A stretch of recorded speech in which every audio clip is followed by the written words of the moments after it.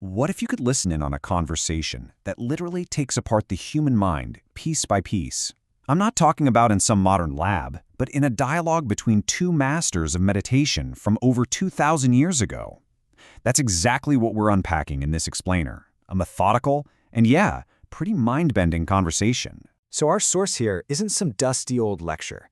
It's a living, breathing Q&A between two really brilliant minds, the monks Mahākoṭṭhita and Sāriputta. And they aren't just reciting facts, they're actively digging into the mechanics of wisdom, consciousness, and even life itself. And you know what? It all starts with one very simple, very direct question. And boom, just like that, the whole investigation is launched. This one question sets off a chain reaction of definitions and distinctions that ends up building this incredible map of our inner landscape. So where's the first stop on this map? Well, it's defining what it even means to be wise or unwise in the first place. Okay, Section 1, Wisdom and Ignorance. The dialogue kicks off by laying down the foundation for this fundamental divide. According to the text, an unwise person isn't someone who's not smart. It's not about intelligence. It's defined by what they don't understand. Specifically, they don't get the reality of our dissatisfaction, where it comes from, the fact that it can end, and how to make it end.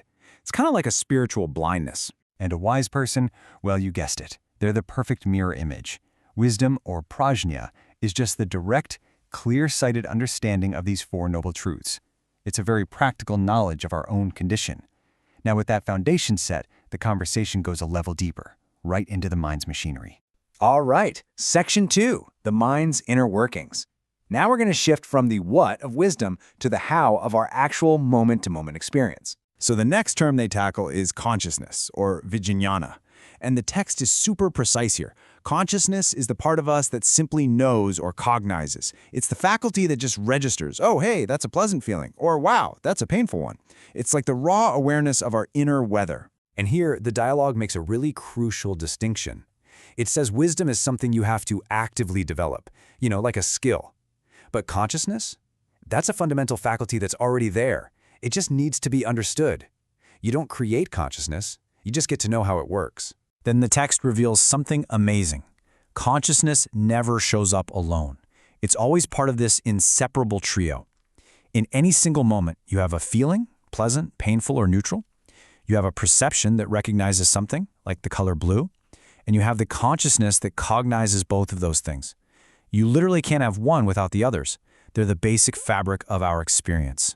Now, from the purely mental, the dialogue takes this fascinating turn to explore the line between the mind and the body. It tackles these huge mysteries of life, death, and these states that seem to just blur the line between them. When it talks about life itself, the text gets almost poetic. It says the life faculty and the body's heat, its vitality, are totally interdependent. One can't exist without the other. And the metaphor it uses is just beautiful. They're like the flame and the light of an oil lamp. Distinct, but they arise together, totally inseparable. And this understanding leads to a really remarkable distinction. Like, what's the difference between someone who has died and an advanced meditator in a state where even breathing stops? Well, for the person who's died, life and heat are gone, the senses are broken. But for the monk, the life faculty and the body's heat are still there, and the senses are perfectly clear, just paused, ready to go again. On to Section 4, the path to right view. So, how does this kind of wisdom actually get started? How is it born? The text lays out two essential conditions. First, you need the voice of another. You have to actually hear the teachings to get the map, so to speak.